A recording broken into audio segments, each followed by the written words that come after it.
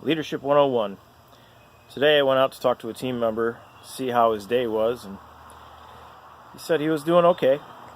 And I took the time and I asked him, I said, we talk often, but I never have really asked you what it is you want to do here.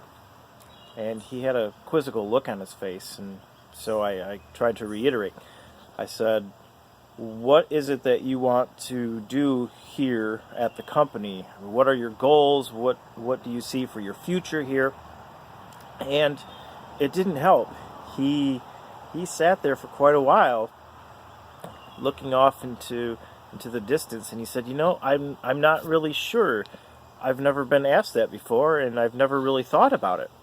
And he said, I'd really have to think about that one.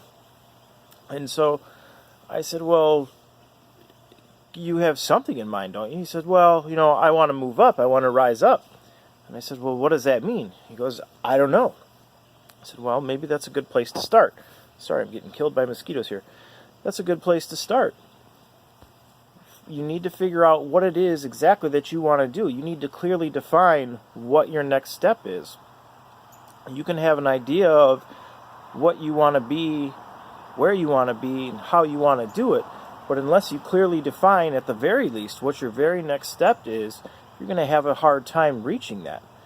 It's like trying to hit a target when you're blindfolded. You have no idea where it is, what you're aiming at, and how high or low or left or right you need to aim. So if you're a leader within a group, a company, organization, wherever it is, even in your family, I think it's important for you to ask those questions of your team members or family members, because not everyone thinks about where they want to go in the future. They don't always think about a clearly defined goal that they want to reach. And getting them to think about some of those things can be one of the best things you can do as a leader.